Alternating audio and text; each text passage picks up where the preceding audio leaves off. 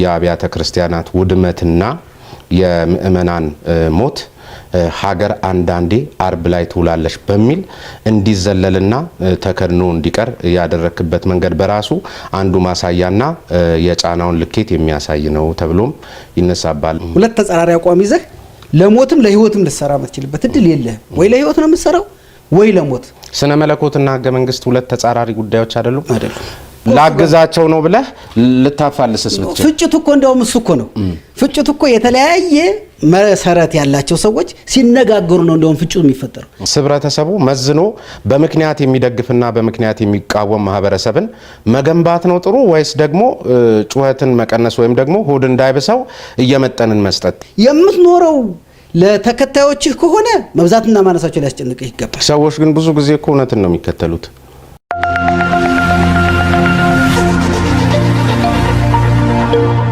ለቀንም ብሎ ቋንቋ የለም። አዲስ አስተሳሰብ ለዚህ መሰለኝ ስልጠና ሲሰጥ የነበረው። በነገራችን ላይ ኤክስፒሪየንስስ አሁን እዚሁ ላይ ላንሳል። አቶ ሽመልስ አብዲሳን አስቦት አይደለም ይሄን የተናገረው ብለህ በሰጠው ቃለ ምልልስም ላይ የባለፈው ቃላት ንግግር ምናምን እዚህ ላይ ስንቅር ብሎ ይገባል የሚል ነገርም አንስታል።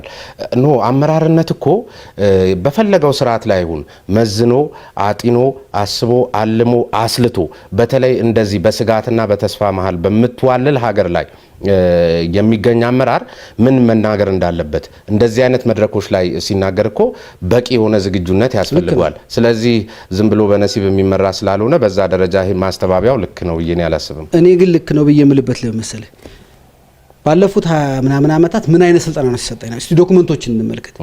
እያንዳንዱን ነባር ስርዓት ወይም አዲስ ኩነቶች ሲሰየም የኖረው እንዴት ነው?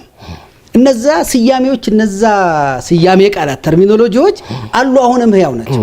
አሁን እኮ አዲሱ ለውጥ ቁጭ ብሎ የራሱን መዝገበ ቃላት የራሱ ለምሳሌ ያለፉ ከደርግ በፊት ያለውን ስርዓት ምን እንበለው ምን አንበለው ላይ ተነጋገሩ እንጂ እኮ ምን እንበለው ላይ ገና ውይይት አልተደረገም። ያለፉትን 27 አመታት አሁን ምን እንደምንለው አንዳንዱ የኢህአዴግ ዘመን ይለዋል፣ አንዳንዱ የህወሓት ዘመን ይለዋል፣ አንዳንዱ 27 አመት ዘመን ይለዋል፣ አንዳንዱ ምናምን ዘመን። ምንድነው በትክክል የፖለቲካዊ ስያሜ ቃሉ ምንድነው? ይሄ ለውጥ ራሱ ምንድነው የምንለው? አንዳንዱ ለውጥ ይለዋል፣ አንዳንዱ እንትን ነው ይለዋል፣ አንዳንዱ እንትን ነው ይለዋል። አንተ ምንድነው ነው የምትለው? አሁን ማን ነው ሀገር የሚመራው ላንተ? እንግዲህ ትልቅ የሳቸው አማካሪ ነህና ሊለይለት ይገባል። ከምን አቅጣጫ ነው ያዋያቸው ያለው የሚለው ነገር አራቱ ብሔራዊ ድርጅቶች በጋራ በመሰረቱት ሀገር ላይ ነው እሳቸው ያሉት።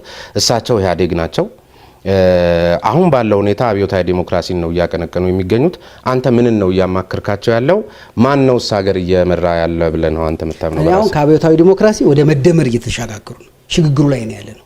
ድልድዩ ላይ ነው ያለ ነው። ድልድይ ማለት እዚህ ጋር አንድ መንገድ አለ የሚያልቅ ወንዙ አለ ወይም ገደሉ አለ። እዚህ ጋር ደግሞ ሌላ መንገድ ይቀጥላል። በዚህ መሃል ነው አሁን ያለው። በዚህ መሃል ስትሆን ይሄም ይስብሃል ይሄም ይስብሃል፣ ወደፊት የምትሄድበትም ይስብሃል፣ አለንዚ ኋላውም ይስብሃል። ለምን ሰው ነህ ታጥቦ በ20 30 አመት በዚሁ ስልጣና ሲሰጥ በዚሁ ስትፎክር በዚሁ ስትዘምር በዚሁ ቲሸርት ስትለብስ በዚሁ ኮፍያ ስታረግ ነው የኖርክበት። አሁንስ ግን አንተ ታዲያ አይከብድህም? አሁን ለምሳሌ 27 አመት ሙሉ በዚህና በዚህ ሲያወዛውዘው የነበረን አካል አሁን ወደ መደመር ለማምጣት አይከብድህም ወይ? ትገፋለህ። ኮፍያውና ግን ቲሸርቱም አሁንም ቀጥሏል እኮ። በሱ ወጪ አናባክንም፣ በስብሰባ ጊዜ አናጠፋም፣ እንደው ሚኒስትሮች ቅዳሜ ነው የሚሰበሰቡት የሚለው ነገር ሁሉ በተለይ አንተ ደግሞ እሳቸውን ለመደገፍ ለማገዝ ካነሳሱ ነገሮች መካከል በዋናነት የመጀመሪያ ቀን የነበራቸው ንግግር ነው። ያ ንግግር አሁን በእርግጥስ በተግባር ላይ ነው የሚለውም ነገር ብዙ ጥያቄ እያስነሳ ስለሆነ በልኩ መዝነው ተገበረ ነው። ወደምንፈልገው ደረጃ ደርሰናል? አልደረስንም። ወደምንፈልገው ደረጃ እየሄድን ነው? አዎ እየሄድን ነው። ሁለቱም ደረጃው ላይ መድረስና መጨረስ አንዱ ጉዳይ ነው። አንተ እኮ ቤት የሚጀምረው መቼ ነው? ቁፋሮው ሲደረግ መጀመሪያ መጥቶ ቦታውን ተለክተ ቁፋሮው ሲጀምር ቤቱ ተጀመረ። መጨረሻውን 15ኛውን ፎቅ ማየት የለብህም። ቀለሙ ሲቀባ መጠበቅ የለብህም። ወይም ውስጡ ሲያምር አይደለም ቤቱ ተሰራ። ያን ጊዜ ነው የተጀመረው። ዲዛይኑ አለ። ወደዛ ለመሄድ ስትሄድ ክስ ይመጣብሃል። ከጎን ጎረቤትህ 1 ሜትር ገባህብኝ ይልሃል። ወይ አንተ ስትቆፍር ጤናማ ነው ያልከው ውሃ ታገኝበታለህ፣ ወይም ስትሄድ ወርቅ ልታገኝ ትችላለህ፣ ወይም ስትሄድ ያ ቦታ የዱሮ የአስከሬን መኖሪያ አድርጎ አጽም ታገኝ። ስለዚህ ወደ ማህበራዊ ጉዳይ ልትገባ ነው። ከማህበራዊ ጉዳይ ጋር ይቆማል። ብዙ ነገሮች ነው የምታደርግ። ልክ ተግባራዊ ቦታው ላይ ስትደርስ መቆፈር ስትጀምር የምታገኘውን ነገር ከመቆፈርህ በፊት 100% የፈለገው ባለሙያ ቢመረምረው 100% እርግጠኛ የምትሆነው ከቆፈርኩ በኋላ ነው መሬቱ ውስጥ ያለው። እዛ ስትሄድ በተግባር የምታያቸው ነገሮች በተግባር ነው። አንተ ያን ሁሉ መንገጫገጫ ግን ምን እያደረክ ነው? ስትቆፍርም ቤት እየሰራ ነው። አፈር ስታወጣም ቤት እየሰራ ነው። ከጎረቤቶቹ ጋር ስትከራከርም ቤት እየሰራ ነው። መሐንዲሱ መጥቶ የለም አቆፋፈሩ እንዲህ መሆን አለበትም ስትል ቤት እየሰራ ነው። ስለዚህ እኔ እየሰሩ ነው፣ እየሄዱ ነው። ግን በሚፈልጉት ፍጥነት በሚገባው ፍጥነት ለመሄድ ግን ብዙ እኔ እየሰሩ ነው ለማለት ለምሳሌ መደመርን በምሳሌነት እንውሰድ።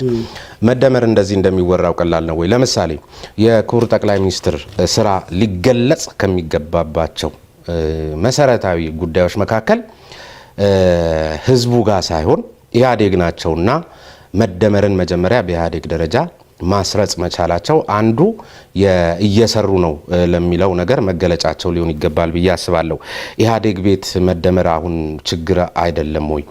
ምናልባት በትናንትናው ዕለትም ህወሓት ያወጣውን መግለጫ ሰምተው ከሆነ እውነት በማለት በብሔራዊ ድርጅቶቹ መካከል ምናልባትም ከለውጡ አስቀድሞ ከነበረው ግንኙነትም በከፋ ሁኔታ አሁን አብረው ሊቀመጡ የማይችሉበት እድል እየተፈጠረና ሰዎች ስጋት ውስጥ ስለ መደመር አይደለም ዛሬ ላይ ያሰቡ ያሉት ስለ ጦርነትና ስለ ስጋት ነው እኮ አሁን ባለው ተጨባጭ።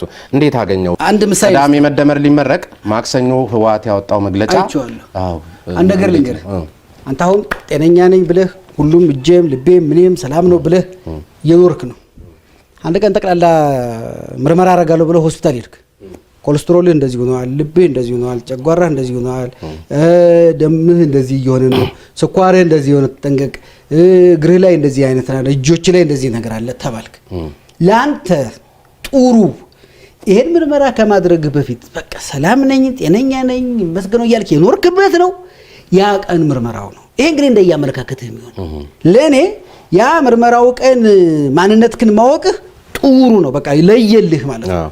አሁን ያን ጊዜ መተው ያለብህ ምግብ ልተው ነው፣ መተው ያለብህ መጠጥ ልተው ነው፣ መተው ያለብህ ልብስ ይኖራል፣ ብዙ ነገሮች መተው ሊኖርብህ ነው። አቀማመጥህን ሁሉ ማስተካከል ሊኖርብህ ነው። ብዙ ነገሮችን ሊኖር ሰው ግን ምን ይላል እጅግ መቀነስ የምችለው ሊበዛ ነው። በቃ ትክክል ሆንክ። አሁን ያን ጊዜ ትክክለኛ ማንነትክን አወቅከው። ከዚህ በኋላ ያለው አኗኗርህ በትክክለኛው መስመር ይሆናል። መተው ያለብህን መደመር እኮ ዝም ብሎ እያንዳንዱን ከየቦታው እንዲህ ማጋፈፍ እኮ አይደለም። ግን ሙከራ ማድረግስ አይጠበቅም ማለት ለምሳሌ አንድ እዚህ የጋበዝኳቸው እንግዳ አሉ ፕሮፌሰር ህዝቅያስ አሰፋ የሚባሉና በዓለም አቀፍ ደረጃ በዚህ በሰላምና በግጭት አፈታት ላይ ብዙ ልምድ ተሞክሮ ያላቸው ናቸው። ሲጀመር ወደ መደመር አስተሳሰብ ሲመጣ ያለፉት 27